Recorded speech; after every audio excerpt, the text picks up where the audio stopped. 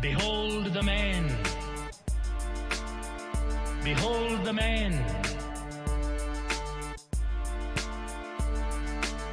You either get right or get left. Ain't going nowhere, but you're taking many steps. Treadmill, homie, you just wasting your breath. But I know a breath breather. Inhale, exhale, life he'll feed ya. And what manner of man is this to feed a whole crowd with 5 loaves and a couple of fish? He's my daddy, my Abba, my father, my Jehovah Jireh. Talk to him, and he's more than this, more than whips, chicks in a bottle of Chris. So catch up to the realest. It's funny how the truth hurts and they scared to feel it. Things about to change cause young Tef in the building. Heaven is sent, I'm a vessel that's willing. New age penicillin, bring life to the living. Behold the man. He paid the price, he gave his life for your sins and Behold the transgressions. man. He bled and died for you and I, and on the 3rd day he came alive. Behold the man. He paid the price, he gave his life for your sins and Behold the transgressions. man. He bled and died for you and I, and on the 3rd day he came alive. What has become of this world and what has happened to me? Shown the sin for temptation for the pleasure it brings. Wake up, yo, cause time is just slipping away. Rearrange your position and dodge his flames. Now it's my time to take responsibility to take that blame. Cause my head's messed up and now I'm feeling the pain. I pray to God to take this curse of my soul. I see the devil straight burning, yearning out of control. One less for him that makes one closer to thee. Our Lord Jesus Christ saving souls indeed. He's got the love to overpower even me. So let's pray for better days and he will bring. But my mind's been up in smoke, I said straight clouded, not comprehending the almighty, but I be shouting. Now hearing the word I spoke, it was hypocritical, but it's 208 and it's a subliminal message. Behold the man. He paid the price, he gave his life for your sins and Behold the transgressions. man. He bled and died for you and I, and on the 3rd day he came alive.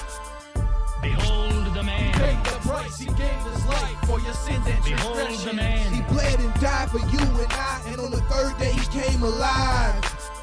In the name of Christ Jesus, we have been called to proclaim this message of forgiveness. Maybe you never even heard this, but he is calling you now because he wants you as a witness. You have been born to believe.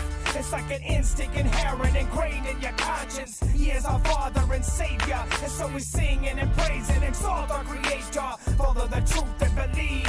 We are redeemed by the price that he paid on the tree. Our penalty intervened. By his grace we are saved for eternity. A sacrifice for Behold the our man. peoples. It's a gift that he gave us, a gift for the Behold sequel. the man. Read the word and consume it. Come on and feed and indulge on the fruit of the Spirit. Behold the man. Behold the man.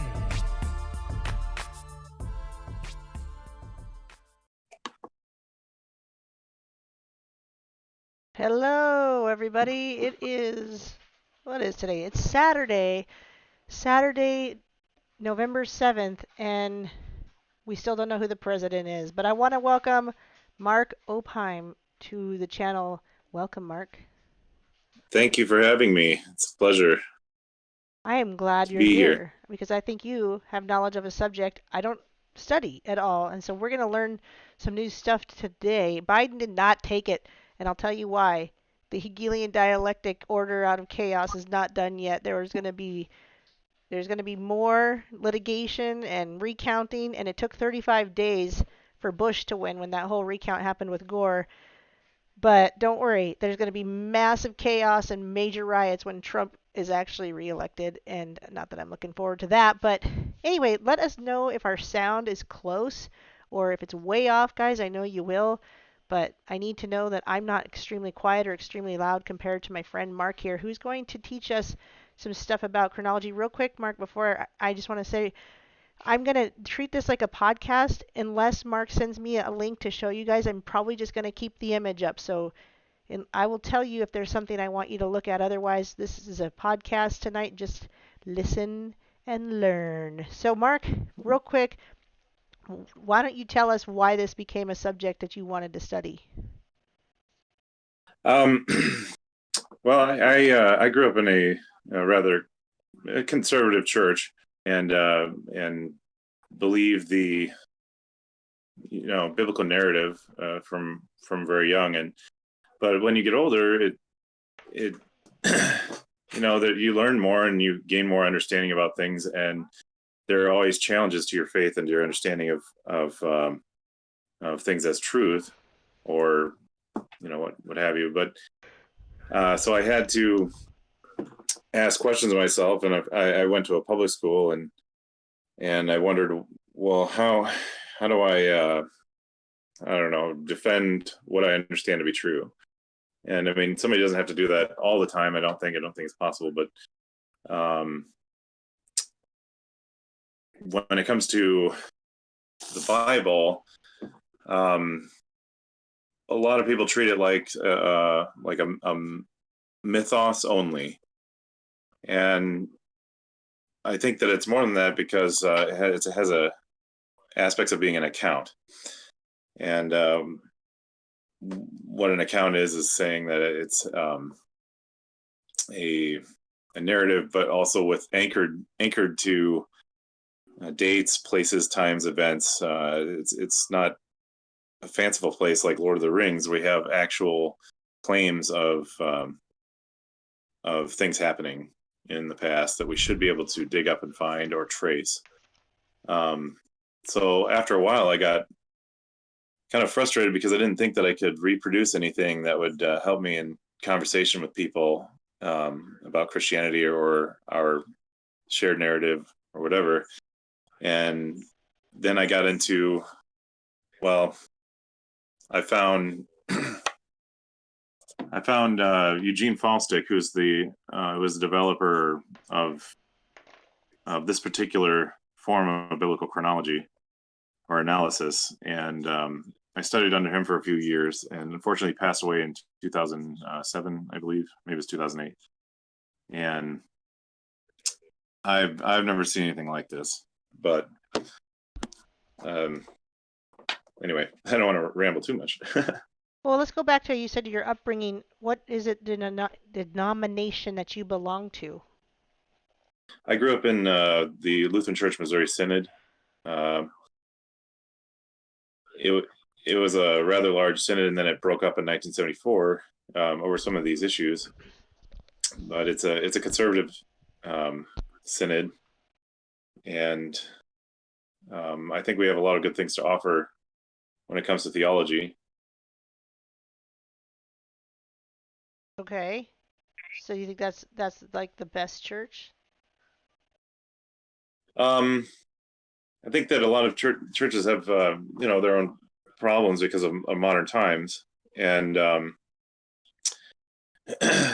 but I think we have a lot to offer in terms of theology, and some of our conservative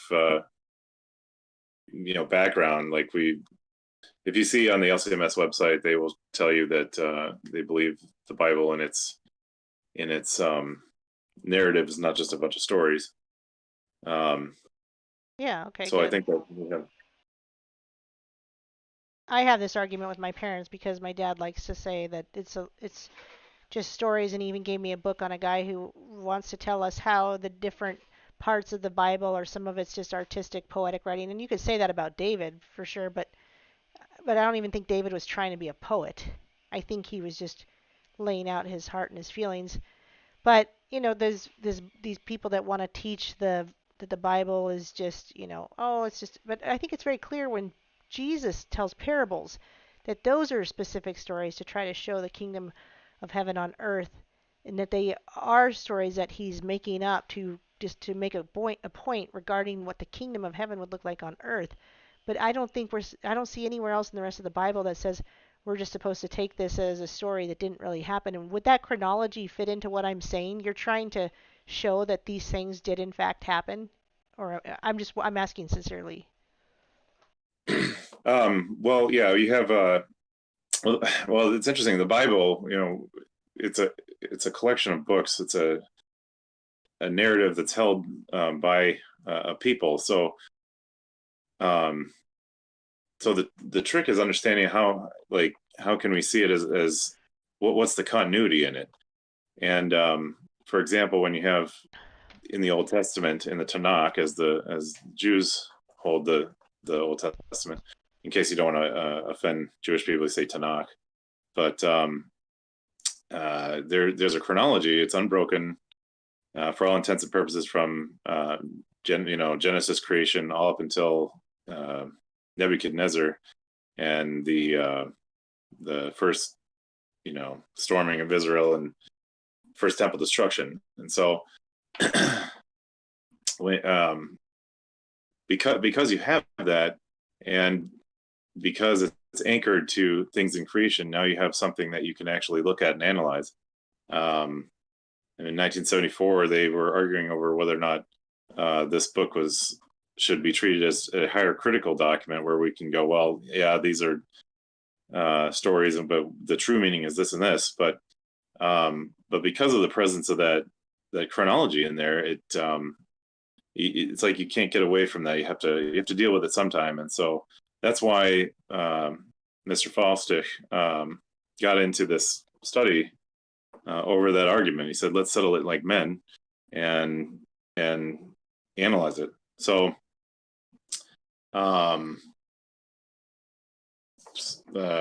you want me to just go right into? Well, we have a quick question, if you're willing.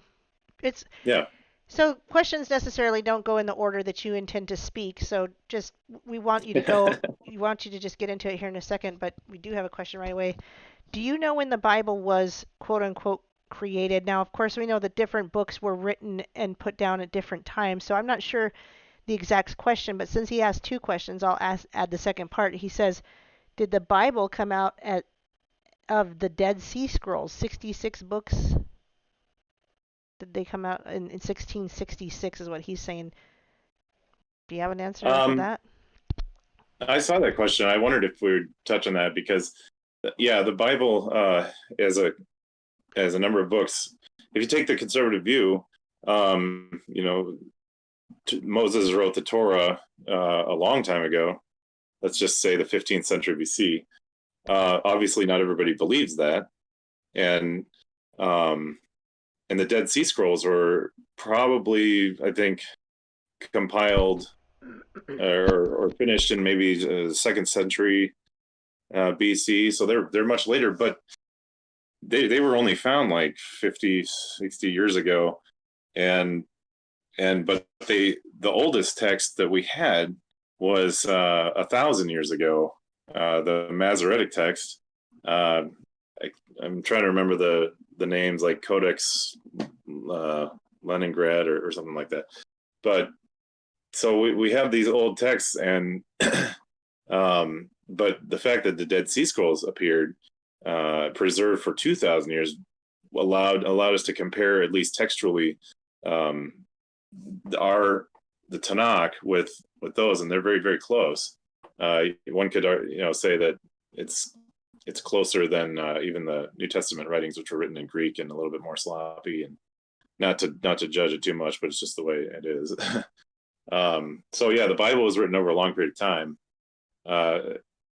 and anyway, so I'll just stop there. Okay, good. Now, real quick, I just wanted to mention that Mark is someone who I think he's just really knowledgeable, and he found me on Facebook simply by asking a question to a meme I had posted about flat Earth. So that was kind of fun, and then I'll let you go on. But I just wanted to mention how we met, and it was pretty funny because it was on flat Earth, and it said the flat Earth is not the key to salvation, but it unlocks many doors. It was something like that, and you're like, what do you mean? And I'm like, oh, I mean that the flat Earth answers a lot of questions, I think, for a lot of people, but it's not like the hill to die on. So I just wanted to let everybody know that. And then in talking to Mark, he's got an obvious good grasp on what he likes to study, which is not my area of study, as I mentioned. So I'm excited to learn. So go on and let's start teaching us. We're here to learn.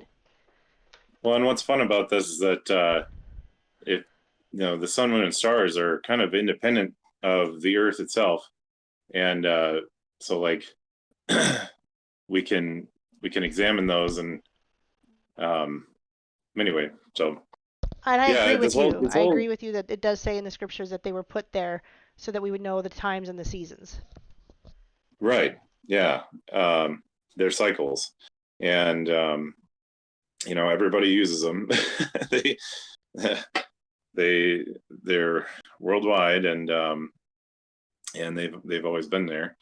I had a thought, and now it's Oh well. Oh, yeah. We also met because of this whole pandemic thing this year in 2020. I've just made so many new friends all over the nation, and so it's been interesting. I feel like with this, sometimes it feels like the world's just intent on dragging us to hell with it, but it's nice to have something that I'm kind of skipping ahead here, but nice to know that there's a bigger plan Amen. for our lives, because I don't know, sometimes it gets kind of distracting and despairing to realize how much control we have over things. But anyway, so Right. yeah, it's been good getting to know you about these issues that I think a lot of us share interest in.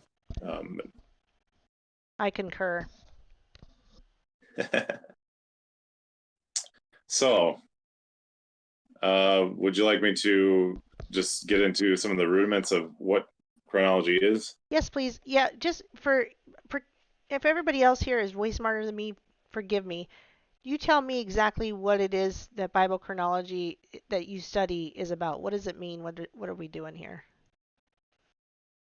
Yeah, so chronology is the study of time and history, and you have to have a chronology to make sort of a historical or history upon which to build it. It's the backbone. And I think for a lot of historians up until now, it's been somewhat of a hit and miss thing, sort of a fudging of numbers, because chronology, if you're studying archaeological things, you maybe get a pot, you maybe get,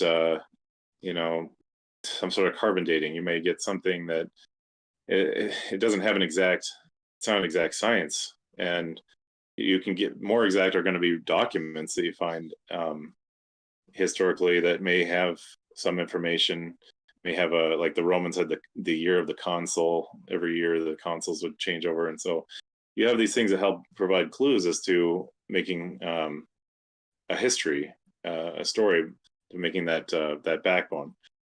But with ancient history, it's much more difficult because sometimes there's a lot that's missing already, and so we just kind of have to guess. But now, what's wonderful about the biblical account is, out of all holy books, we have a backbone in it that's anchored to the sun, moon, and stars, and these are it literally says it in Genesis 1 that we're given the sun and moon for signs and seasons. In fact, the word month comes from the word munth, and it they used to follow the lunar calendar in a lot of cultures. We were talking earlier about how Julius Caesar changed the calendar excuse me, and solidified it just to a solar calendar, and we've basically been on Julian's calendar for 2,000 years, or Julius Caesar's calendar. So I think that's kind of like taken at least us Westerners kind of out of this use of lunar solar understanding. However, the Jewish people have used lunar solar calendars for a long time, and so the solar year is like 365.242 days long, but the lunar year is only 354 days long, because it takes about 29.5 days for the moon, to go around in a cycle, new moon to new moon, and so that doesn't synchronize well. It's not a perfect ratio with the sun. So you have these cycles of time that are set up. The sun, the moon, the stars are different, and they're kind of more of a mystery to me. But if you look at, say, the star Sirius, this is what the ancient Egyptians used to figure out their calendars. They realized that, it's kind of an amazing thing that they realized this too, but they realized there's a slight difference between the solar year and the sidereal year, which is watching the star Sirius. And so they made up two calendars to run over top of each other, so that they could know exactly where they were in a 1461 year period. But I digress. That was just an example of the differences in approaches and in time.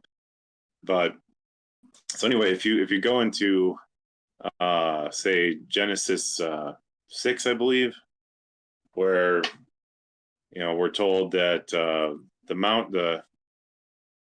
the great fountains of the deep were broken up, and the rains poured out, and it started on the 17th day of the second month, and that was 600, and the 600th year, I think, of Noah's life.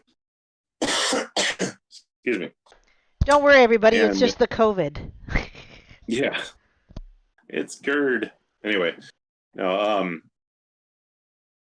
So let's see here. So that's a fixed day. When you have the 17th day of the second month, this is a lunar month, and we know that it was 1656 years after year zero. That's the first year how they count it. And if you can fix that to an absolute timeline, like our calendar, if you attach to our calendar, then you can go back.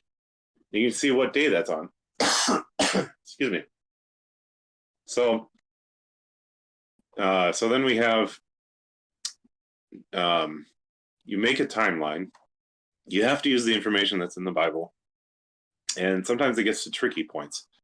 But then you have to evaluate it somehow. So Mr. Falstick of Chronology History Research Institute made a computer program. Excuse me. I'm going to have to get some water. By all means, get some water. Let me grab some water. I didn't think. You grab some water, and I'll just tell everybody what a blessing Doc Michael is, because yes, he is a patron, and I did say thanks and pinned it to the top to my new patrons, Jerry and Crystal. I don't talk about the patronage that much, but I have been lately, simply because I don't talk about it that much, and I actually don't really need any new stuff right now, but it pays for my internet fees. It pays for when I buy new stuff. You guys helped me buy a new laptop last year. You guys helped me when my car broke down. Man, I've got some good people in this community. I am so blessed and so grateful. And Mark is a new person of knowledge to this community. Again, we have so many people here that can come together with knowledge and help, and that's what this community was created for. And I know I've kind of telling Mark about this, that this has been a community that has come together to not only learn from each other, but maybe even physically help each other in the future. We might come together and live in similar areas where we have talked with, like Ben's has talked about, cities of refuge, or maybe just a village of refuge, or maybe just an area where we can all live around each other and help each other out. Not a commune where we force help each other. And by the way, Mark, it'd be interesting if we could get into some of that about you and your history living on communes. But anyway, get back to the subject at hand, and we'll talk about that later. Okay, I think I'm a little bit better now. So anyway, this whole study, if it's kind of it could sound kind of boring to begin with, because everybody talks about it like, oh, I remember those chapters, all the begat chapters. Adam begot Seth, Seth begot Enoch, Mm-hmm. and so it's kind of like the boring part, but I gotta tell you, it gets exciting later, because like you guys were talking in another episode, I remember a couple nights ago, and someone had mentioned the year 1776. Do you remember that? Yes, we were dividing it by 2 to get 888. Yeah, so 888, yeah, that's kind of, it made me think, one, because you have the lunar year is 354 days, right? Well, you divide that in two and you get 177 days. Now that's interesting because you have 2 sevens there and you have the number 1, and it's sort of like there are these features to biblical chronology that make you wonder if this is really random or not. And of course, I don't believe that it's random, but if it is, then it should be, a certain number of, every number should appear in a 1/10 ratio and so on and so forth. But that's interesting because it's right in the moon itself. 177 days is the half lunar year, and that comes up later. But just kind of give everybody a taste of where this kind of goes. But anyway, so pulling up my program again here. Once you have a chronology that you can test, because people have been doing chronologies for a while. You know, Usher had. I've actually have Usher's text over here, and you know he has a 4004 BC for creation date, and then of course he's got other dates in there, you know, all the way through. But he wasn't able to test them against anything like the stars or computer calendars. So I have entered today's date. You said it was November 11th or 7th. Sorry. 7th, yes.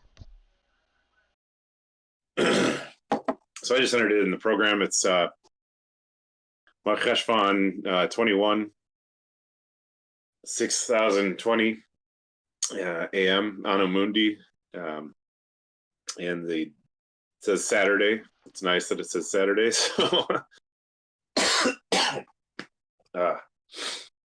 this is more talking. It's the nervous. Yeah, you're not used to talking. Anyway, you can take a break anytime, and I can talk to people too. But just so you know, yeah, you get that itch in your throat, and it just happens. You just take your time, and you drink your water, and you do whatever. Nobody minds. It's just fine. Okay. So we've got let's see, the Julian date, because we're not on the specifically Julian calendar, is October 25th, 2020. The Gregorian, of course, is November 7th. And we stopped using Julian in like 17. Oh, was it? It was around the time of George Washington. They just had to reset the calendar about 11 days off. Ooh, I wonder if the global reset will reset our calendars. This, or the whatever this is coming up, the new reset, the global. What are they calling it? The Great Reset. And You're right. I hadn't thought of that. You never know, right? Like I'd say, "Wow, we're changing everything and resetting, we're starting a new calendar." I'd be curious. Anyway, sorry. Maybe they'll come up with a 13-month calendar of 4 weeks per month, 28 days or something. That'd be interesting. Yeah, that would be interesting. 13, lucky 13. Right. At least you wouldn't be paying your bills on different days. That's why. Oh, yeah. I mean, it could be better for sure. It is weird how February just has 28 days and all these. And you and I were talking about that because I said, you know, you look at the calendar as it was obviously, it just seems like at one point it was only 10 months. And I think you're probably going to get to this, but I might be jumping the gun. But you know, at one point it was only 10 months because September, October, November, December all mean 7, 8, 9, 10. Sept, Oct, Nov, and Des. You know, 8, 9, 10. And yet we've got this August and July, which might have been, you know, the put in by Augustus, and who was the other guy that you mentioned? And Julius Caesar. Julius Caesar. Thank you. Yeah, look at my history. I'm such a history buff. Oh my gosh, guys, don't ever listen to me when it comes to history. But anyway, just curious how they were going off of a 10. I think about them like, how are they going off of a 10-month calendar with the seasons? It seems just about right now, but it is still goofy. And I think you said they added a month in here or there every couple of years. Yes. If you have a lunar calendar, you're off by 365 minus 354. That's 11 days. And if you don't add in a new month, then your planting times are going to be, you know, you're going to move backwards against the sun. The Islamic calendar is like that today. So their holy months move backwards, and we never know when these, you know. So interestingly enough, you can download this program off of the site, and and so everybody can look at this. You have to use an emulator for the PC program, but because it's actually a DOS program from the past. So, but yeah, they would throw in, if you notice in the you know, the Torah, Moses says, and they had a test, like they would see if the barley was ripe or something like that. I don't have it in front of me, but they would see if the barley was ripe, and if it was, then then they wouldn't throw in a month. But if it took like, That's if it wasn't interesting. ripe, then they'd have to throw in an extra month. It was called the Adar Bet. It took the 13th month, the second, sort of like the second last month, and it would just repeat it. So that's how they can. That's how we know these months can stay. We can calculate it and throw it in the computer program, so we don't really need to know. We don't have to wonder, well, did they wait? Did they figure out the barley test this year at this time or this time? It doesn't matter, because it's just self-correcting all the time. And there's lots of other clues that we can use to figure out exactly when things happen. So, but like, you can give me a date and I can put it in here and we can test it. Because, you know, I mean, I think I tested it once on a old Russian literature. I saw a story called Boris and Gleb, and it had a date in it, and I was like, oh, I'll throw that in there. Well, tell us what that Even date Ga- is. What is it that you're using to put a date in? It's a little DOS program. If you go to, do you want me to type in the? Do you want me to type in the? Yeah, if you have a link or some way that people can check it out, so if, in case it's something they're interested in using. Do you want me to put it on here or on the YouTube? If you can put it in the chat, that'd be fine. If you want to share it with me in the Discord and I can share it in the chat, that's also fine. Oh, okay. Well, here, I'll just put it in the Discord here.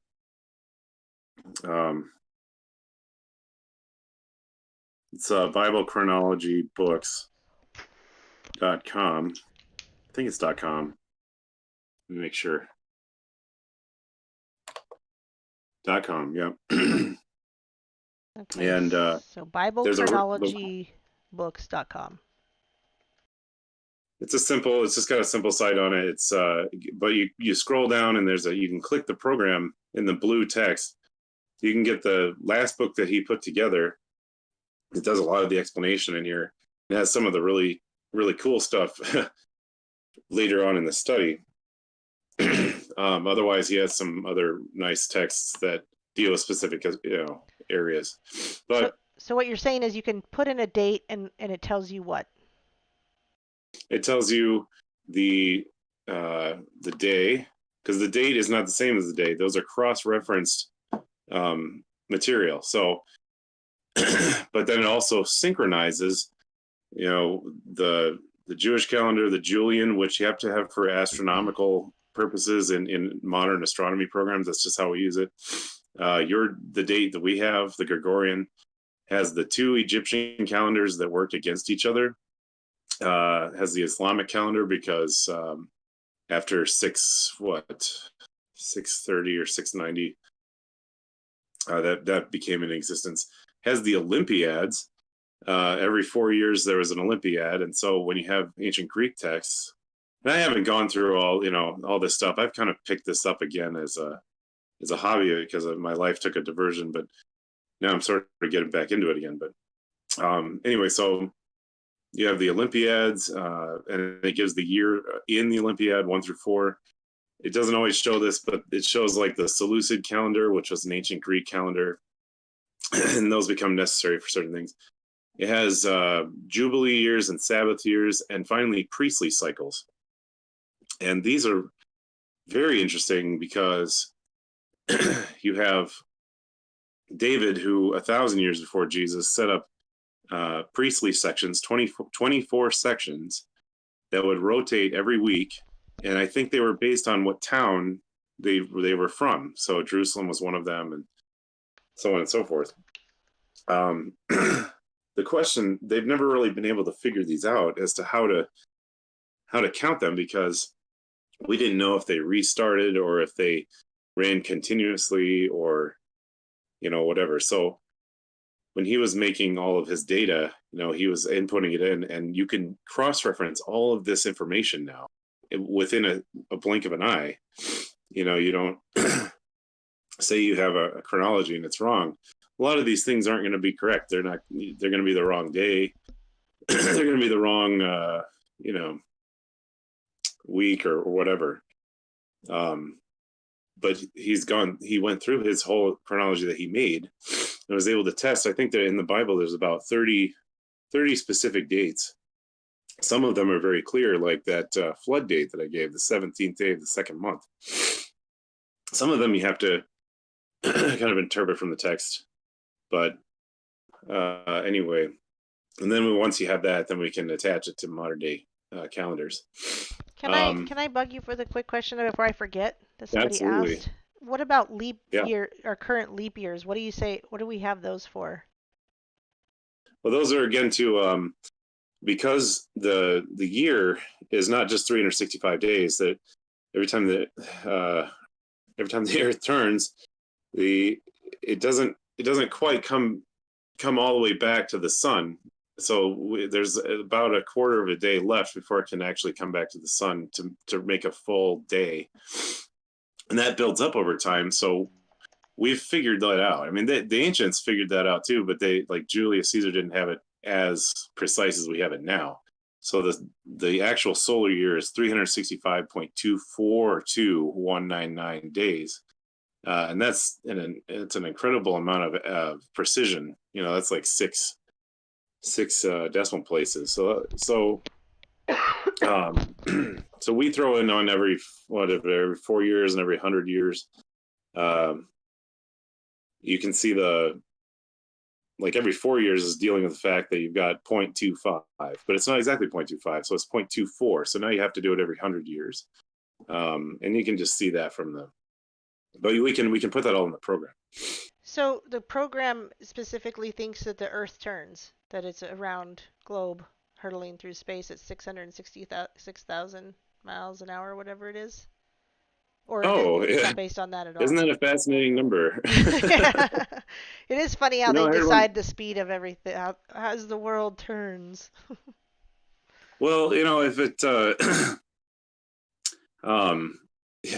I just saw another one recently that this stuff just was why I just get all crazy about this stuff, because they said that you take the tilt of the Earth at 23.4 degrees. Allegedly. Well, you go off the orthogonal, and it's 66.6 off the orthogonal. Yeah, right. It's like, oh, that number showed up. So just to take over for a moment, if you don't mind, and I'll let you clear. Like, hopefully you'll feel better and you can drink your water. But and you sound fine. I'm not saying that. I'm just saying that this give me a reason to interrupt. No, absolutely, yeah. But the whole, that's when I really started looking at flat Earth. It took me a long time. I thought it was preposterous. But then I was like, why are these numbers like this? Why do they have to? And at first I was like, oh, and I would ignore it. I was seriously just going to ignore it. I'm like, the Earth is not flat. I'm not going to even remotely go there. And then finally, somebody, April's mentioning Zen Garcia. I go on with Zen Garcia once a month, every second Wednesday. But before we were doing that, I said, Zen, can I come on your channel and just ask you about flat Earth? Because a lot of the flat earthers were, at the time, I must have just run into the wrong crowd or whatever. They were not very nice. They felt like if I didn't already believe what they believed, I was just a moron, a globetard, all this stuff. It was really hard to find nice people that just wanted to answer my questions. But those numbers really affected me, and I was very nice because I got to go on Zen's channel and I got to ask a lot of questions within a group of people who have long since believed the Earth is flat.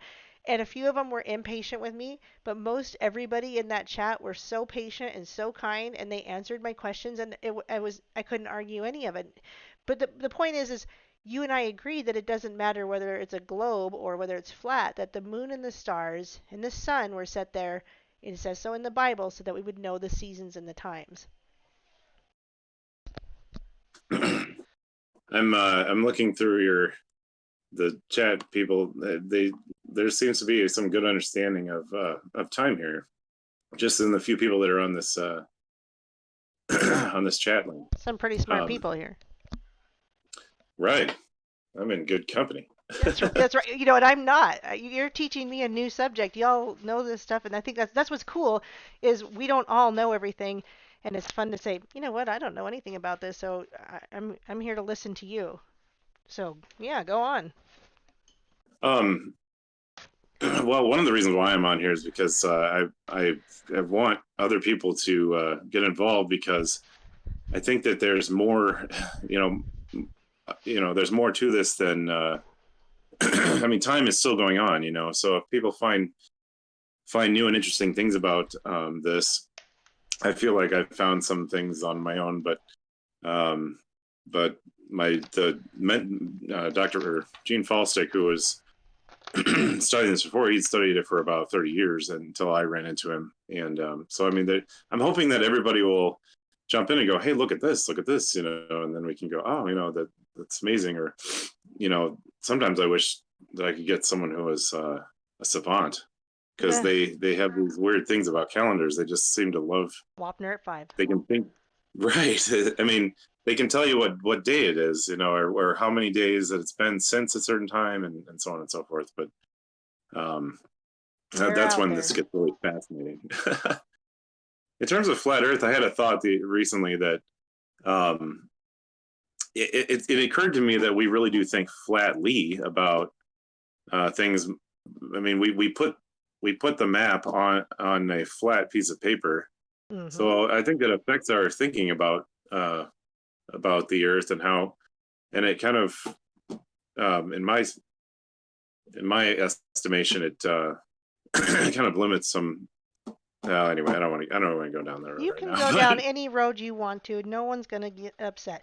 Here's the thing: is if you think it's a globe, you should be allowed to think that. And if you feel justified in that, it's not a hill to die on. Everyone here should know that this isn't a salvational topic. It's for fun. And so if some of us if some of us really feel compelled that it's flat and we think we're right, that's okay. But we can't force you to believe anything about this, and it's just not that important. It's just for fun. Right. Well, I mean, that's what, I've really enjoyed getting into this, and I had to put it down for a while, and now we're going to pick it back up and get back into how to deal with it. So I'm sure at some point people have seen timelines, or, you know, because people make maps of time, and I think I sent you a couple of them. One was sort of a modern circular looking chronology map, and you can get them maybe, well, I gave them both to you, so if you wanted to put those up, you can. But let's see, I need you to kick me in a certain direction here. Well, real quick, I'm going to say that Yasin just wanted you to know that we don't believe in either of the prominent models, the flat Earth, the current flat Earth model, or the globe model. So there is a lot to it, and it's if you're not researching it, it's really not a good subject to go down unless you have a lot of questions. And I'm not the person to ask because I'm not an expert on it. It's just something I've finally decided I agree with. But we actually believe it's more of a square Earth, and there's a guy named Sam that Yasin has become friends with that I respect dearly, even though he's an atheist, but he has a really good model for this flat Earth that we talk of. So anyway, again, it's just conversational for fun. I'm not an expert. I'm not going to convince you, but let's get back to this outline you sent me.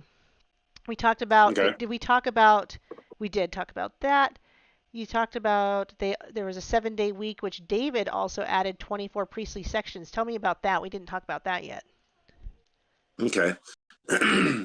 So the week, you know, the 7-day week has been going on forever. But then David, in his day, 1,000 years before Jesus, added not time, but he categorized them into 24 priestly sections, and those are listed in the Bible. Like if you remember, do you remember when John was born? It says that Zechariah was serving his section, and he was of the Abijah or Abiyah, however we pronounce it now, section of priests. This is the 8th section. And so John would come in, and the switchover would be on the Sabbath. So, and you know when the Sabbath starts. Yes, on Friday evening to Saturday evening. Correct, yeah. And why is that? Don't know.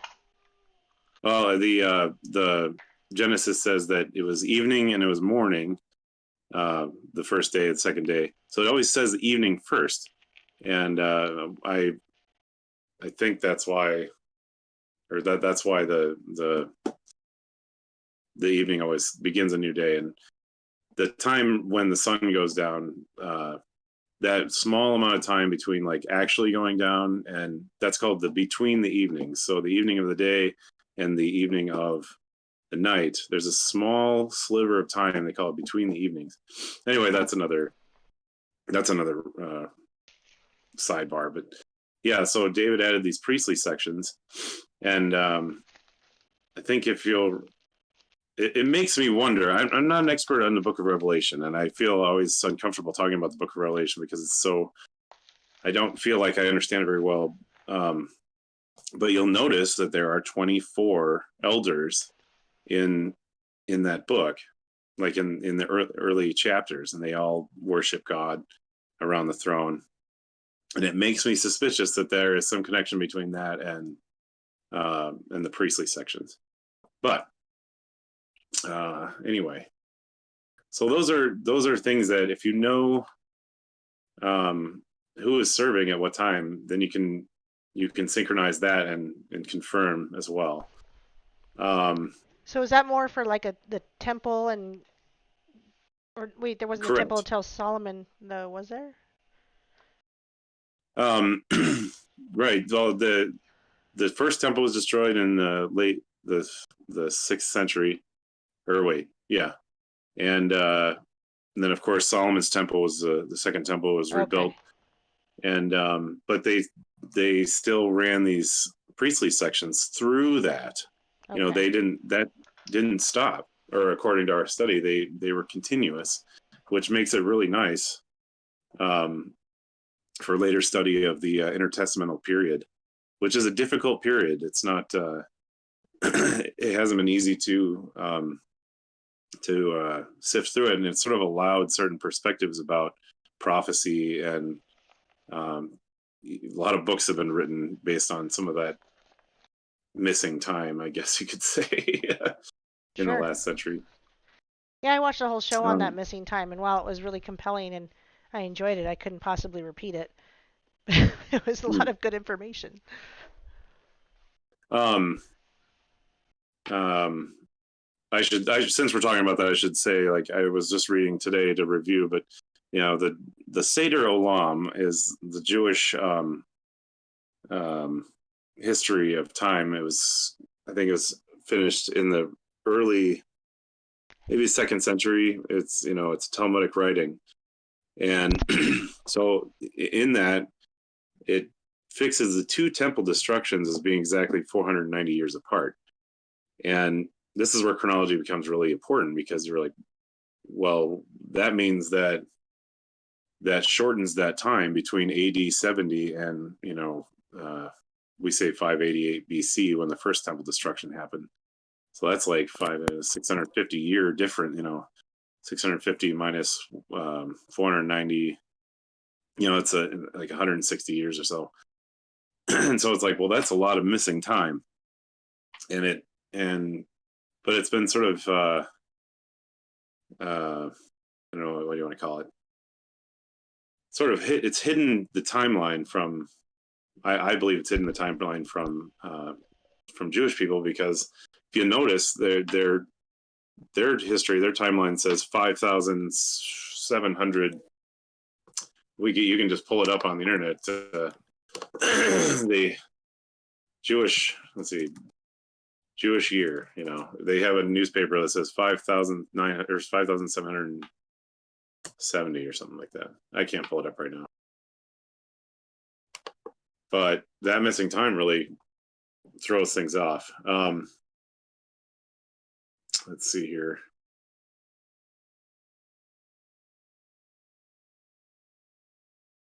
Did I lose you? No, I was thinking. I wish I could remember who I watched the video by on the missing time, but I'm not going to remember it. It was probably on Christian Video Vault. I bet that's where I saw it, and it would have been a few months ago. But it was so well done, and it really explained it so well. I mean, it was like, I just was like, oh, that explains everything. But again, I couldn't repeat it back to you, anything they said. But are you looking to go into? I have your outline in front of me. Were you done with that subject, or did you still have more you wanted to say?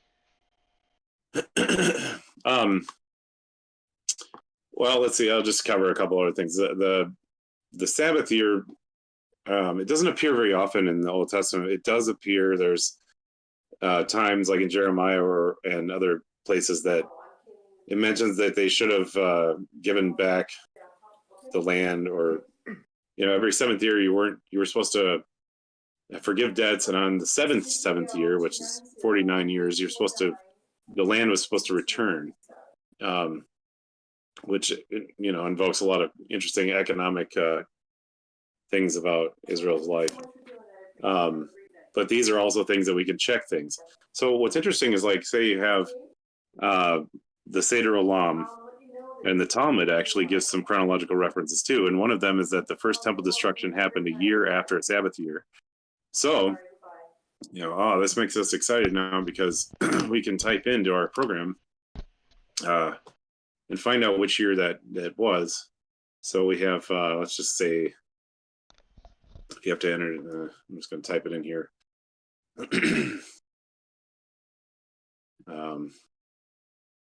Negative 588. Because a lot of texts will say 586 BC, 587. And so, let's see here. Shoot, I lost it. Sorry about this. Well, wait. So on this Sabbath cycle, you mentioned a Jubilee year also. Right. What's that? That's just the seventh year. Oh, okay. So is that 49 every 49 years? Or yes. Okay. Yep, every 49 years, and they were supposed to give back the land to its original owners, or however they did that, which we don't exactly know, but it's there. And there's also these references in Talmudic texts. And so I was looking at this. If you put it in the program, you have, let's say I enter the Gregorian date, April 5th, 588 BC. This is the Sabbath year. It says is 119th Sabbath year plus 1 year. So this is a year in which it actually was a year after Sabbath year. And so that's how you can check if, now I'm not basing everything off of that verse, but it's nice that that's there, that this chronology isn't based on the Seder Olam, but it's interesting that they have these references there. And then you start to notice patterns, like you see that Sabbath year is 119. 119 is 17 times 7. Of course, it's going to be times 7, but you start to see stuff like that, and it kind of raises, some questions. But let's see here. So there's about 30 dates that he had tested in the biblical text, and all of his dates check out. I mean, to be able, that's like saying that you take a date and you have a 1 in 7 chance of being right. Well, if you have 2 dates that you rolled the dice on, you have 1 in 49. If you have 30 dates, that's 7 to the 30th power. And, just, I'm kind of talking off the cuff there, but I mean, that is astronomically impossible that somebody can get their chronology with all their dates tested and be correct dates, or at least. So he can date chronologically what's happening in the Bible to make it to a real time and understanding for us. That tells us it's more than just a story, I would think. I hope so. I mean, I don't know. I mean, that's it, since it wasn't. It's nice. It's very convenient that it was not written all at once. It's because now you have all these dates that are correct, but they're correct through time, and so you have something that somebody didn't just write down and go, oh, here's the true story, and then they list all the dates. No, I mean, it was like people don't have control over history over thousands of years. They just don't have that kind of control. So when you have these dates all work out, it tells you more about the Bible as a reliable text. Right. So More than just a Um, story, like you said you sent me this outline, and you said it's an actual account, not just a story. Which like I said in the beginning, my parents tried to argue that there's just stories that Genesis isn't really how the Earth was made, and yet I'm like, well, where does it say it was a spinning ball hurtling through space? But okay, but it's more than that. It's actually the truth and an account of what has happened and what is going to happen. oh well, that's that's the other side of the coin with chronology, because it sounds like you're saying you're talking about the prophecies in the Bible, because I mean it's one thing to talk about the past and say these things happen, and so you have a reliable text, which by the way, you can't get away from evaluating the text. You can't. It doesn't do any good to just say, well, this is the Word of God, and therefore we don't even have to examine it. It needs examination because not everybody believes it, and so it has no purchase on their attention. But also, when you get into prophecy, because prophecy asserts that someone knows the future when nobody knows the future, and so if there are prophetic things in the Old Testament, or mostly in the Old Testament, but the New Testament as well, if you don't have a precise chronology, it's hard to nail down exactly what you're talking about, at least with prophecy. But once you do have that nailed down, I mean, some prophecies are absolutely astounding. You cannot get around them. There was an argument between, I think it was a guy named Porphyry and some of the early church fathers. They would defend Christianity by saying that Jesus is the fulfillment of the Old Testament, and here are the prophecies in the Old Testament. And then they would say, well, these were written after the fact. That, well, these aren't really prophecies. This is just history that you say is written beforehand. Well, some of them are not. I mean, I guess you can make that argument, but some of them are absolutely impossible because they deal with today, and that's when it just gets absolutely so exciting to deal with this chronology stuff, because it's just giving me chills to think about some of the things. But it shows that God, through this book, is the only book, the Bible, the collection of books that we have in the church called the Bible. It shows that there is a definite plan involved in history, and there's prophecy that shows that these things were said beforehand. So if you read in like Isaiah 44, I think, maybe in other places it says, I am God. I know the end from the beginning. And why? Because he makes the end happen from the beginning. And he does everything according to his pleasure. Whereas we're creatures and we have to kind of move about in our creaturely state. And God is the only one that's free to do anything that he wants. I have a question. Or is it going to interrupt your train of thought? Absolutely do that, because anytime you want. So a lot of us believe that Jesus was probably born on or near September 11th, but definitely in the month of September. In your chronology studies, have you found that to be true or not true, or have you researched that? I figure that okay, so yes. I think, am I correct in saying that that the search for Jesus to be born in the fall is because you have the Feast of Shavuot, and that's the tabernacles, and God is tabernacling with men in Jesus himself. And so that's kind of what I've heard it to be. However, there are church fathers. Well, there is a particular church father, Clement of Alexandria, who has written down 2 dates for us. I was always told that we don't have any dates in the church for Jesus' birth specifically, because obviously, we've been going by December 25th for so long. And by the way, let's dispense with this December 25th one right now. Yeah. Because if you ever notice that if you count from December 25th to January 1st, that's 8 days. And so what I think was it Scaliger? It was a Roman priest, or Catholic priest, that they wanted to attach Jesus' circumcision date to a Roman New Year. And so this other stuff about Jesus being born on the feast of Saturnalia or whatever, that's not really why it was attached to December 25th. It was just to attach his circumcision to a Roman New Year. And so that's the only reason why that was there. However, what's interesting is that Clement of Alexandria has 2 dates.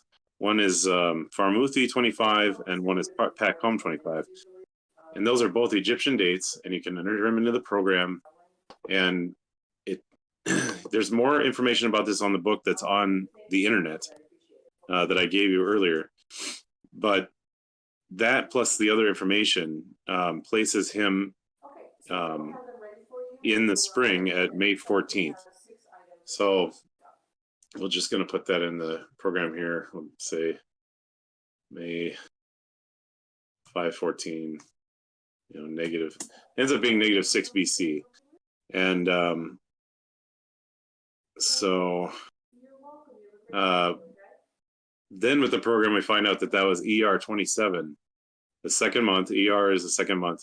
It's 27th day of the second month. So, and this is just starting to where I just can't even stop. This program is kind of, if you count 8 days forward from his birthday in the Hebrew, you get to the third month, the fifth, or wait, is it fifth or sixth day? That's Shavuot. That's the Pentecost is what we call it today, Feast of Weeks. So he was circumcised on one of the most important festivals of Jewish history. And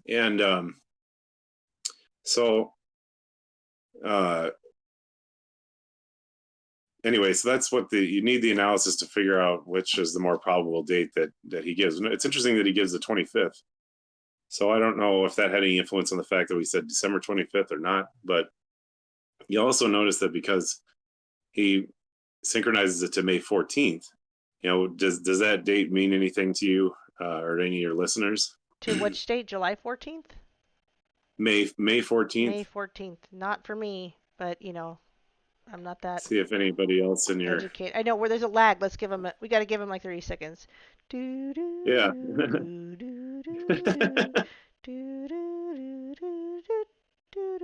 Also, just so you guys know, our friend Mark here has lived on communes before. He might enlighten us about that if we have time or if he feels like it later. We're still waiting on the lag.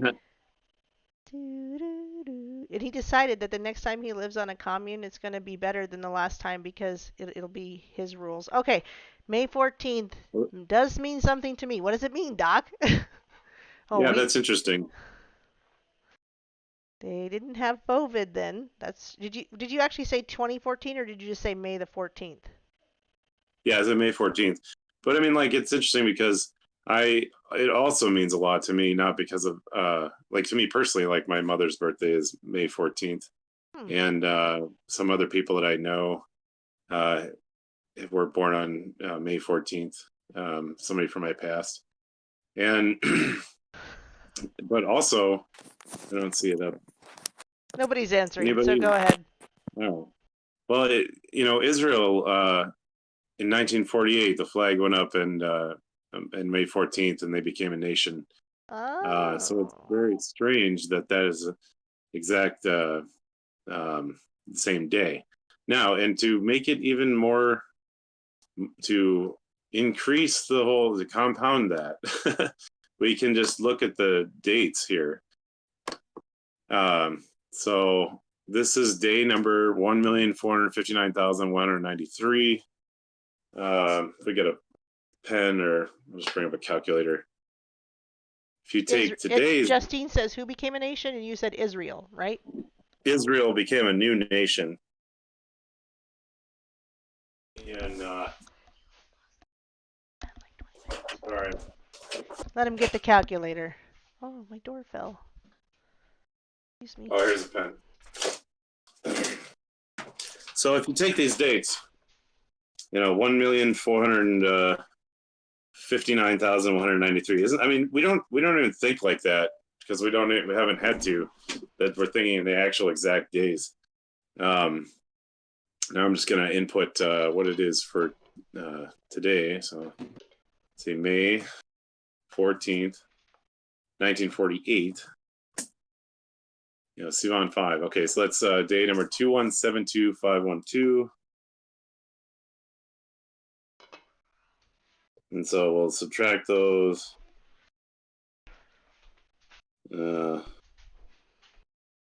Math is not my forte. Good thing you're doing it. Sophia says, what year? May 14th. What year? That they became a nation? 1948. 1948. Yeah.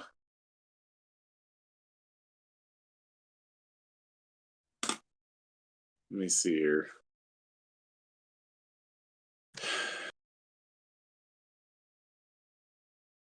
Let's see here. So 5. I'm just jealous. Oh, someone's I'm jealous. just jealous that I can't celebrate like everybody else, or not. Someone's jealous in the background. Where's our party? When is our party? Party, Marty. Did I lose you, Mark?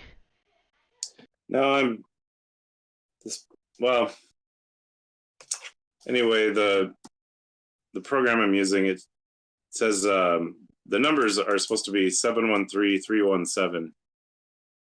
This program uses an averaging principle, whereas the Mac program that he used to use was the exact one. But if you subtract the numbers, you're supposed to get 713317.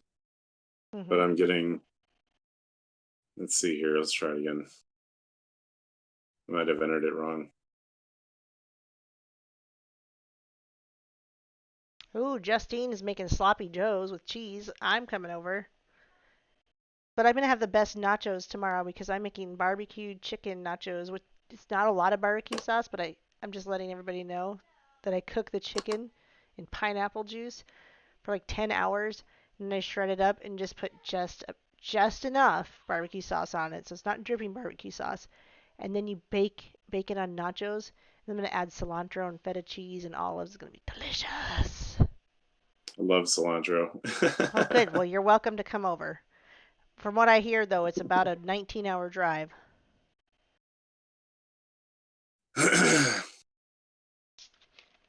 Oh, Justine says there's enough sloppy joes for tonight, but she's coming over for nachos tomorrow. That's a date, Justine. I expect you to be here for it. We're eating at 6 Mountain Standard Time.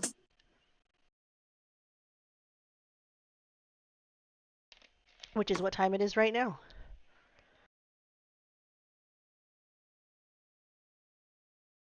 I forget what we're plugging numbers in for now. Well, this was trying to get into the patterns, but like the Fibonacci sequence and the golden ratio? Right. Okay. Right. Oh, tell them about your nachos. Fibonachos. With the perfect golden ratio of cheese. Right. The nachos are like this existential threat to me for some reason. I just feel like they need to be redone. And I want them, but they always have this big pile of crud. So I'm like, what if they laid out the nachos in a pattern like a sunflower? Fibonacci. Yes, it needs Great. to Now happen. somebody's gonna roll with this. No, somebody's gonna steal our idea. We shouldn't have said it. Oh no!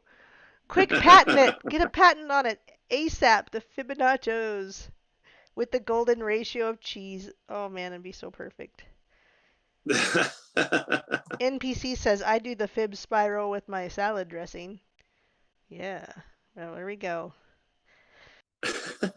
Well, if you enter in these days, 1948 plus 5, because there's no year 0. This is kind of an important point too. When you transfer from BC to AD, there's no year 0, so you always have to subtract a year. But you have 365.242.199, and then times what is it, 1953 years, and you get 713,318, but it should be 7. So I don't know exactly what I did wrong there, but you can see that's a palindrome, 713,317. I mean, certainly that's going to be in there anyway. But so these patterns show up like this. It just doesn't look good when I fumble through it like this.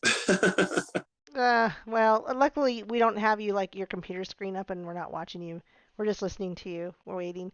And we could hear your roommate in the background talking about when's our party going to be. Oh, right. When's my party? And then the rest of us are just talking about dinner. Yeah, that was an interesting thing about the commune, is that they like to celebrate things on non-Christian holidays at this particular one.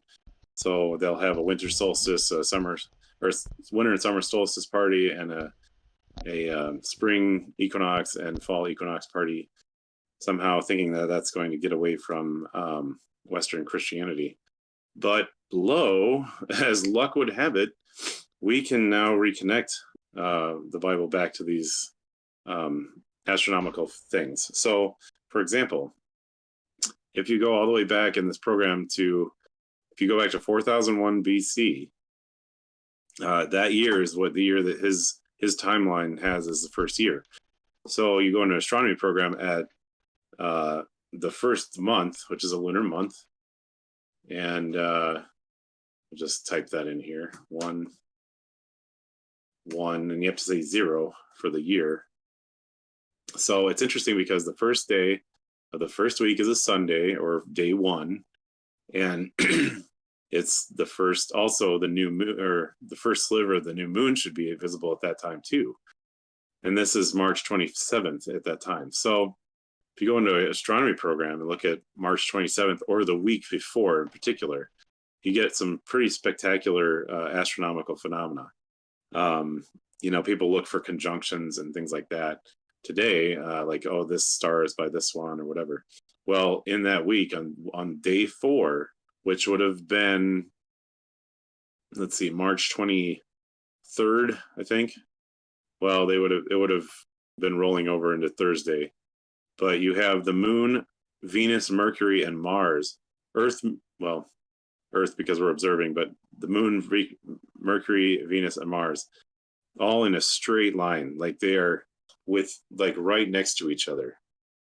And then you have the other major planets, Saturn, Neptune, Uranus, all on the other side, like two hands of a clock almost, on the other side of the sky. And Jupiter seems to be hanging out behind the sun. And so it's like, it's interesting that it's like saying that the clock is starting at that day, exactly when it's given. And in fact, I remember this story that Gene told me. He had been studying this before computer astronomy programs had come out in like 1978. He got this whole thing started before, you know, computers really anything. And Right. he sent, yeah. I mean, do you remember that time? Well, yeah, and because I was thinking like cryptography is being done far, like, a long time ago too. Everybody thinks that if they hear crypto, they think computers and bitcoins and things like that, but it's something that's been being done for hundreds of years. But anyway, go on. Yeah, he wanted to know if there was any interesting, you know, phenomenon. So he sent a letter to I think his name was Owen Gingerich at Harvard. I think it was Harvard Astronomical Group, and he said he got the letter back like it was all crumpled up, like the guy took one look at it and threw it in the garbage. But then looks like he uncrumpled it and went back and looked at that day at the time, and was like, "Wow, yeah, you guessed an amazing year for amazing, you know, conjunctions." I mean, to have the moon, Mercury, Venus, and Mars right in the same, you know, degree is pretty spectacular for time. You know, but that's just creation week. let's see here. Hubo Jones, who I always called Hubu for the longest. Always read it as Hubu. Hubu to me, says you might enjoy Jonathan Cahn's works like The Harbinger and especially The Mystery of the Shemitah. I think I said that right. Highly recommended. Oh, the Shemitah year. So that's I think that's the 7th year of every 7th year, unless he's saying the 49th year. I think that's the 7th year though. Anyway. But we can look that up. All you new chronologers can look into this. Yeah, you can check our work, which has been sloppy. As sloppy as Justine's Sloppy Joe's. I'm sorry. Oh, look at Doc Michael is actually doing this stuff. He's saying from May 14th to today, 72 years, 5 months, 24 days. I don't know if he's using a program for that. That's, that's... Or he's just brilliant and doing it all in his brain. Maybe he's a savant. He could be. He never came across that way to me, but he could be. We'll find out because we're both going to be in Idaho in a week, less than a week. We're going to be in Idaho, Doc, celebrating gold and silver and the beautiful gift it is to us. I digress. Right? Yeah, Mark, that's another reason why we met too. Gold. Yes, Mark understands gold and silver. Hallelujah. It's God's check on our economies. Yeah. Here we go. Rock Shepherd says that Jewish year is 5778. I can't remember if they'd start the year for them in the fall. It's real. The actual year begins in the spring, but they sort of do a fiscal year in the fall, and that's when they start from the what's it called, Rosh Hashanah. We've already had that, I think, and then it's like the high feast. I think Jesus mentions it once. Feast of Tabernacles. They're all mentioned in the New Testament too, like the Feast of Dedication. That was the Stop. What's that one in the winter? December. The Tabernacles. Feast of Lights. Oh, I don't know. Well, that's in the fall. There's one in around December time, and it's called the Feast of Dedication in New Testament, but I can't. It's not Hanukkah. It's Hanukkah, yeah. Oh, okay. Thank you. It's escaping me. Sorry. Yeah, and so that's always on like what, Shabbat 25, I think, and it lasts for 8 days. 8 days. And it's just so wonderful that these are all attached to astronomical time, because we can know exactly, when these things happened. Question. As long as we have the right year. In your chronology studies, this is from Yasun, but I'm rewording it. In your chronology studies, have you found anything on Tartaria? What is that? I don't know. Oh, that'd be a no. Well, Tartaria is essentially it could be a time, but it also could be a place. I know that they try to say Tartaria was in northern Russia, but I think there was something going on where all the buildings were the same all over the world. There was a time where they had technology even further than what we have right now. And I don't know if the mud floods covered it all, but I think the mud floods had a lot to do with it, because you'll see that they try to dig buildings out, and you look at the oddity of also the giants. There was giant doors and things. Anyway, it gets into a lot, but Tartaria essentially being a time of accelerated technology for even from where we are today, and could have been as recently as just a few hundred years ago. Well, I love that subject as well, because it seems like with YouTube and everything that so much more is becoming available to the masses and all of us because I don't know if this is what you're talking about exactly, but you got the pyramids in Egypt, and there's 2 million blocks that are about each at least the size of a car. They're very heavy. There's 2 million of them, and I think that the current, if you go there and the guide, you have some sort of guide there, Egyptologist guide, saying, well, this was built in 20 years for a tomb for somebody, and it's like that means that every block had to be placed every 2 to 3 minutes, and this is ridiculous because the precision on these things is so mind-boggling that we can't do anything like that today. Now, sometimes in terms of chronology, there's some debate as to whether or not pyramids are pre-flood or not pre-flood, but some think these they've are actually been built definitely, in the last few hundred years, or much more recently than people think. I don't know. I don't have a well, belief on that. I don't know about. I guess I don't know what Tartaria is specifically, but I mean, if you look at, you can look at all these buildings and in the ancient days, and they like you have Herodotus as one of the Greek historians who's also compiling his own world history, and I believe it's Herodotus saying that there was salt on the pyramids, and so they were before the flood. Not everybody likes like some of these comments, but not everybody pushes the pyramids before the flood. But if you look at all these buildings around the world, they have similar building structures, polygonal shapes for strength. Right. And even then, you have you go to Peru, Cuzco, even Easter Island, and they all have similar building styles. But it's like Yes. a lot of them look like they were blown over, like they're just matchsticks. They're just nothing. So something had to be. I mean, obviously the pyramids in Egypt survived, but they're finding so many of these around the world, like all over, and something happened to knock a lot of them off their Well, those could be pedestals. like stargates, portals. But what the Tartaria thing specifically is not just that kind of building, but the way buildings were built. And you see them all over the world. And you see settlers coming into the U.S.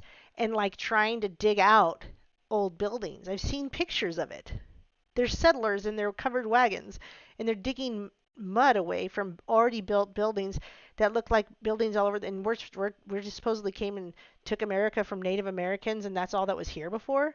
I'm thinking not, right? Like we got reset almost like the Tower of Babel or something. Like everything got flooded over or whatever, and this new technology was gone. And this is why I try to Right. tell people I don't necessarily think that we're in times, and I know most people in the chat are going to disagree with me on this, but that's okay. I don't think we're there yet because I think we have been reset more than just the Tower of Babel. We're not reading about Tartaria in the Bible, but that doesn't mean God didn't choose to be long suffering, which he is, and kind of reset our technology even then. So it could be just, I hate to use the word reset because that's what they're calling it as far as the globalists are concerned, but the Lord is the ultimate one who can reset whatever he wants to. And I would call it just that. It's in an age of Tartaria where they had an extensive technology even beyond what we have today, and for that to be taken away again, just like at the Tower of Babel. So it's possible that this could all, it's not going to be fun, right? Because we look at a time where there was technology and then we're back to like covered wagons and diseases and Right. crossing the country just to try to seek new land. But that could be what happens again. We don't know. We just don't know. Right. We don't really know how they built those things back then. It is a mystery. I think it makes it very exciting. I mean, I just get so excited watching these videos talking about things that are just mind blowing. But you mentioned something about end times, and I'll just swing over there for a second because we have things in the Bible that are talking about the end times or the time of the end. You also have last days, and I think it's easy to conflate a lot of those things. But chronology helps you to closely, specifically identify, what exactly are we talking about when it comes to those things. So like last days, I feel pretty confident that whenever you hear that, if you think of creation like or all of time like creation week, you have the sun, moon, star, or you have time and light created on the first day. You have the waters separated on the second day. You have the land. These are forms. The first days 1 through 3 are forms, and then you notice in 4, 5, 6 they're adorned, and sort of like a redo. So 4 you have the sun, moon, and stars created, and those parallel to the day 1 with light and And I mean, I tend to think that the stars in general were made that day, but then the specific stars came into, the wandering stars came on the fourth day. And take note of that, wandering stars.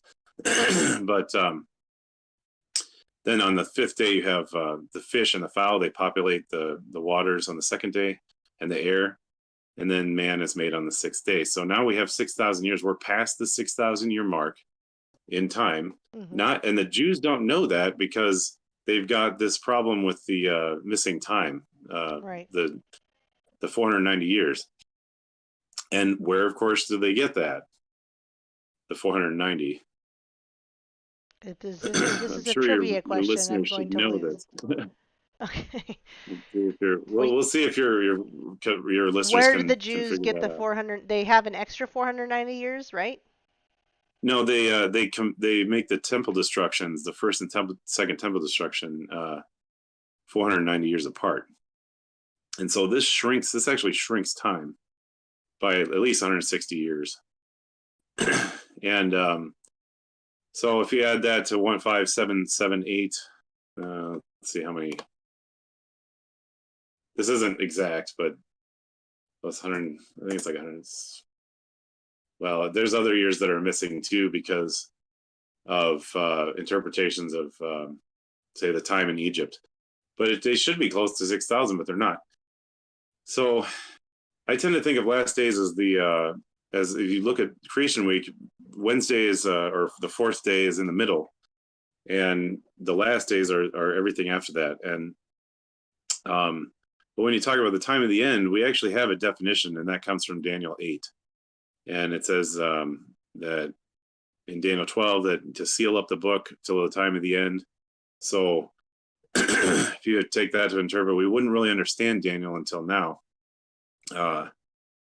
But Daniel 8 defines the last days, or the time of the end, as from when Alexander the Great crossed the Hellespont in 334 BC. That's when he did it.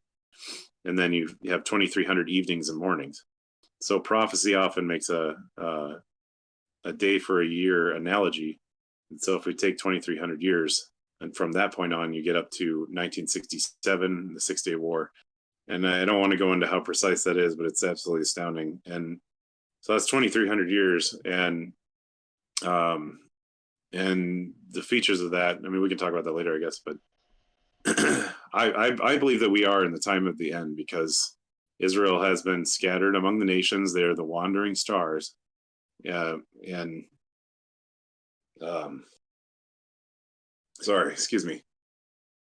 And then, of course, Jesus and John, they're the two lights, the sun, and then the moon reflects the light of God.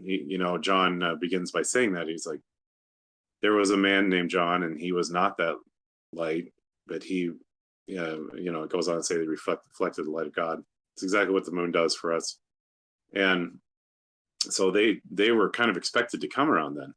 But then some of the Jewish writings say that they didn't, they sinned or something because of that. God tarries. But now, once it comes 6,000 years, the Messiah should come. But okay. Anyway. Someone brings up what I brought up to you.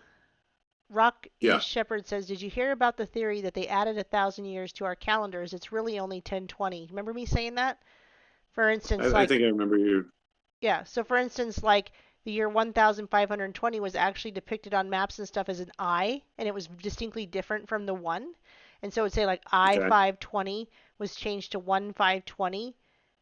And it really was an I. And I watched a video on a guy that compared it to, he looked on old maps or old writings, and it was an I. And then he compared, he'd say on the same map, and now here's a 1. Why doesn't the 1 look the same in front of the date? And so when did they add 1,000 years and why? And I think it's because they want to push, they being like those who follow Satan and his minions and army, they want to push their own Armageddon. They don't want God to have his Armageddon when he wants to have it, because Satan knows he loses. He knows he loses. There's no doubt in his mind. He's not thinking he's going to win. He might get his demons to think that. He might get his human followers to think that, but he knows he'll be utterly defeated. So he tries to push his own Armageddon. and destroy us in the interim. And I think that that could very well be the case, that we are 1,000 years off entirely. But again, I don't have any proof for it, and I don't have something to show you to explain that. I could probably find it, but this is just fun speculation for now.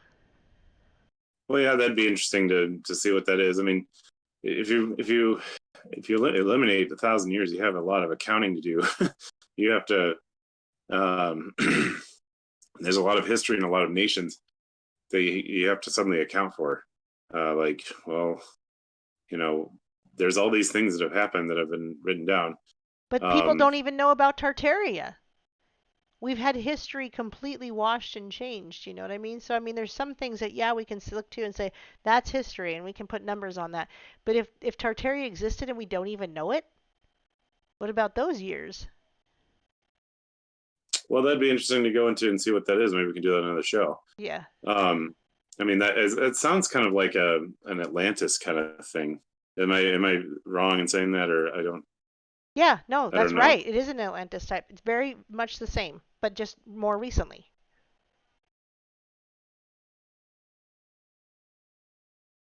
Meow. Did I lose you? Uh-oh. Marky Mark! Mark! Oh, no.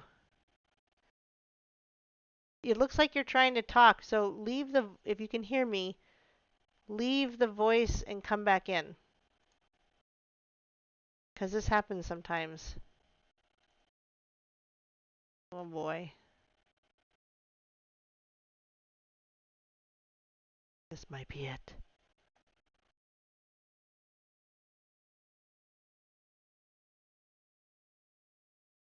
Well, hopefully he'll figure it out. Because he's got some interesting commune stuff. If you guys can still, I think you guys can still hear me. Looks like you can. I will bug him to try to fix that. Oh, there he is. Welcome back. Hello? Okay. There he is. Welcome back. Anyway, the last thing I was saying to you was, yes, it's very much like Atlantis, but more recent. Can you hear me? Is it? Yeah, yeah. This is interesting. In the Bible says there's no prophecy during the church age. I wonder what Rock means by that. The Bible says that there is no prophecy during the church age. The next prophecy to be fulfilled is the catching up. They're faking the tribulation prophecies. I agree that the vaccine is not the mark, but where in the Bible does it say no prophecy during the church age, and what does that mean exactly? Perhaps get more clarification. And Paul Revere has a new YouTube channel. Everybody, just so you know. Ooh. Oh, Timothy asks, is Mark-Opheim NPC 3.14? No, Mark does not have a Southern accent. NPC does. I don't know what is that. NPC. Oh, that's my friend that came on last night. That comes on every Friday. That does the Solomon Report with me. Well, he basically does it, and I just sit and learn and go, "Wow, you're so much more brilliant than me." So yeah, he's my friend on Friday nights. But anyway, no, different person. What's NPC? Oh, well, NPC means non-player character, like in a video game. Oh, okay. And the 3.14 has to do with pi and other special things that he mentioned. You gotta go watch the show last night. We talked about it just last night. You gotta go watch it. We talked about the importance of the 3.14. So there you go. You know, this this word, the tribulation they bring up. You know, before I got into this stuff, I'd read a lot of books like I think Robert Van Kampen had a book called The Sign, and other books use this popular view of Daniel 9. And I'm just going to say that because it doesn't look like anybody mentioned that. Daniel 9 is where we get the 77s, the 70 Shemitah years, or however you want to call it. It says 70 weeks are decreed for your people, and you have to do these certain things. It's basically a rundown for their government to accomplish. Does it mean they accomplished it? I don't know, or probably not. but often groups will use the 77s, and this has been around for a while. But because it says that there will be a Moshiach, and the King James especially translates that as the Messiah, big M, that's so then they have to make 490 years fit to Jesus. And it's interesting because the 77s of Daniel 9 mention basically two Moshiachs. Every king was a Moshiach. They were all anointed with oil, because that's what Moshiach means, anointed with oil. Every king from the first one, Saul down, was anointed. So then if there's two, one at 7 weeks and one at 62 weeks,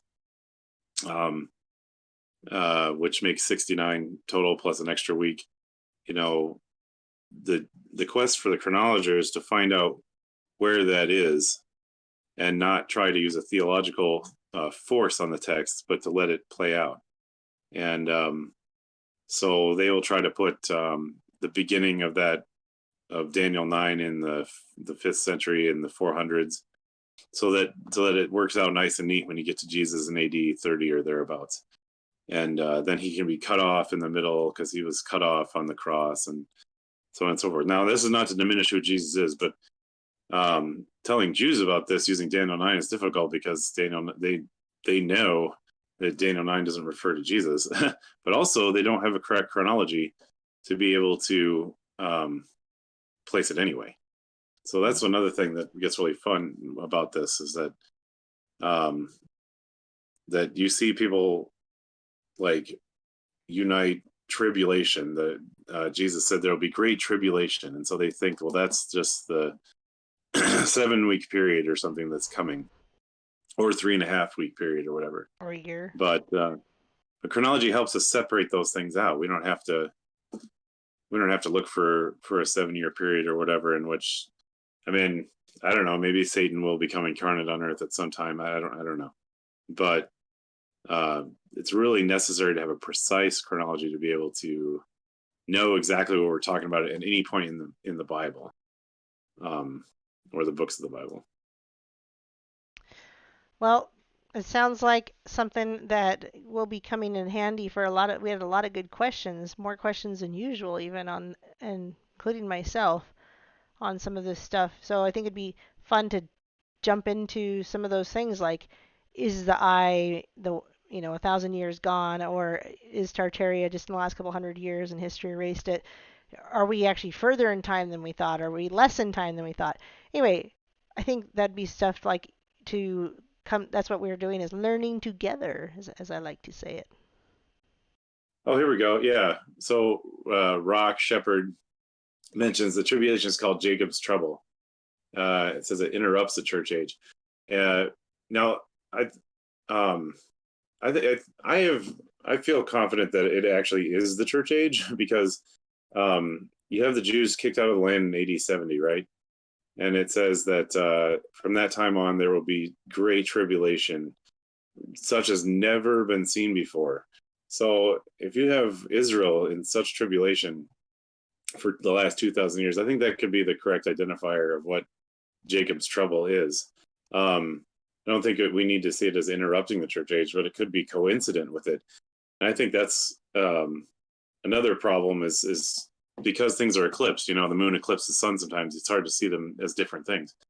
Now here he brings another thing where he says, Israel, that's why the 144,000 are Israelites. It makes me wonder, because he's getting that from the book of Revelation. It just makes me wonder if those are the people that were saved before, the Jews that were saved before Israel was destroyed. There was like 1 million people, or maybe 2 million people in Jerusalem alone before that Holocaust happened under Titus. And he came in, they surrounded the temple, surrounded the city, starved them out for 5 months. And it just makes me wonder if that's referring to that. Obviously, that means I prefer an early date for the book of Revelation. Everybody thinks it's written in the 90s of the 1st century, but I feel like it was written before AD 70 at the very latest. But I like that he mentions that, because that's kind of how I feel about it. It mentions that there are 144,000, which is a clear connection to the 12 tribes, and it mentions the tribes. But then there's another group that says there are just countless people from all nations, just too hard to number. It just makes me think those are not the Israelites, but or Jews, but they're just everybody. Mm-hmm. I don't know, but so I don't know if that gives everybody a taste of this. I mean, we could go into this as long as you want. I'm not prepared to go super far, just as I'm starting to pick this up again. And sometimes it gets kind of detailed, but I mean, I would love to come back and do this again, and people can be armed with more questions or interactions and stuff. Well, what we could do is if you have the kind of flexibility, which I know you may not because he is a truck driver. That's okay if I tell people that. He drives vehicles for a living. Anyway, but we could do like once a week thing, or once a month, or once every 2 weeks. We could try to plan that out so that we have a new subject every time, and whether it's more specific or somewhat general or whatever, but I think it'd be good for learning for all of us. Oh, that'd be awesome. I think I'd have a lot of fun with that. So, I mean, we'll just put together another time, and because I don't know if you want to keep going or if you want to. Well, we've been talking for. let's Wow, it's already. Yeah, it's already been an hour and 40 minutes, which has gone by fast, but I think we'll plan another night, like I said, if you want to do it once a week. Doesn't have to be the same night, just has to be a night that I don't already have something else going on. Next Friday, Saturday, and Sunday, I will be in Idaho Falls. Ooh, my kitty's attacking me. You're so mean. There's the cat. I know. So NPC, I forgot to tell him we won't be able to go live next Friday. But anyway, we'll figure it out whether to go Thursday or something else. Or I could actually I could go live Friday in Idaho. I could do that. Anyway, I digress. You and I can plan a weekly thing, a bi-weekly thing, or a monthly thing.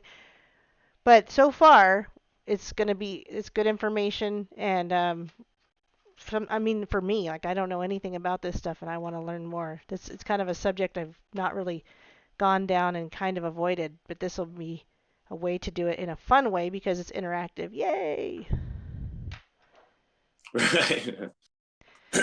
Well, I hope everybody had fun. I mean, there's so much material here. I mean, there's so much, that we can work with. But now we have like a tool that allows us to deal with it in total. So. Okay. Anyway. Well, so what we'll do is I want to say thank you. If you want people to find you somewhere like Facebook or Twitter, you can let them know now, or email, that kind of stuff, if you want anyone to find you there. Otherwise, okay, cool. How can they find you? Absolutely. My Facebook is Mark-Opheim. I don't have a Twitter. I've got an email address, uphouse with 2 P's at gmail.com is fine. The same one that you can put that up to is fine. Mark-Opheim on Facebook. And I put your email there as uphouse, UPP, right? 2 P's? Yeah. uphouse@gmail.com. Well, then I don't have to ask you if you'll come back because you already said you will, so that's exciting. So thanks for being here. Thanks for teaching us. And do you want to just throw out any final thoughts before we end the conversation and say goodnight? Just that I don't know. Just thank you so much for having me on here. There's a lot to talk about, and it connects us so much, and I'm just thrilled to be able to talk with people that you guys know a lot about stuff. So it's like I'm not talking to people that don't know anything. Half-wits. You're not talking to half-wits. I'm half man, half wit. I was watching like this old skit on, I can't remember the show I was watching last night. It's called Half-Wits. But anyway, okay. Well, thank you for being here. I'll let you get off with this call and go on with your evening, and we'll see you back whenever it works for you, and we'll get more into Bible chronology with Mark-Opheim. Thank you so much. Good to meet you, and good to get to know your listeners. Yes, we'll see you back soon. Good night. Okay. Good night.